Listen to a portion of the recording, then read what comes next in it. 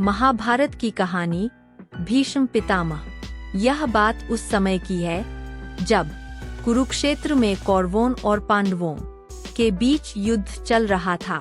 पितामह भीष्म कौरवों की ओर से युद्ध लड़ रहे थे, लेकिन कौरवों के सबसे बड़े भाई दुर्योधन को लगता था कि भीष्म पितामह पांडवों को नुकसान नहीं पहुंचाना चाहते हैं।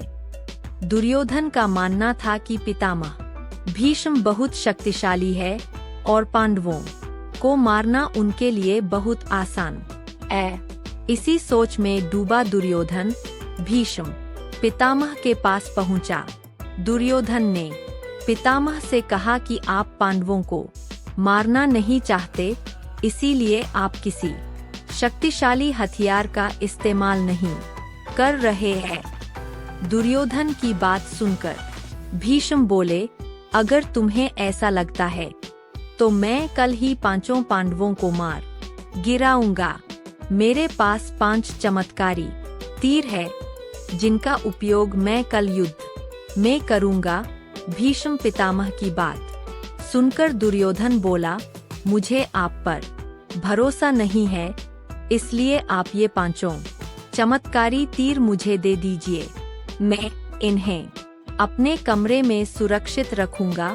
भीष्म ने वो 5 तीर दुर्योधन को दे दिए। दूसरी ओर श्री कृष्ण को इस बात का पता चल गया। उन्होंने अर्जुन को इस बात की जानकारी दी।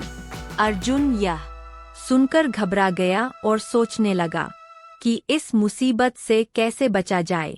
श्री कृष्ण ने अर्जुन को याद दिलाया कि एक बार तुमने दुर्योधन को गंधर्वों से बचाया था।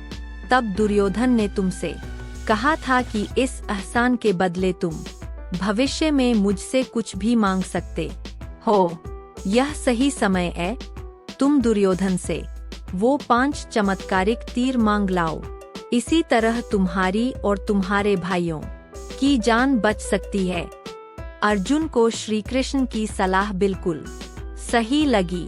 उसे दुर्योधन का दिया वचन याद आ गया।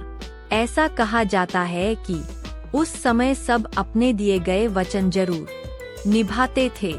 वचन तोड़ना नियम के खिलाफ माना जाता था। अर्जुन ने जब दुर्योधन को उसका दिया वचन याद दिलाया और 5 तीर मांगे, तो दुर्योधन मना नहीं कर सका। दुर्योधन ने अपना वचन निभाया और वो तीर अर्जुन को दे दिए। इस तरह श्री कृष्ण ने अपने भक्त पांडवों की रक्षा की।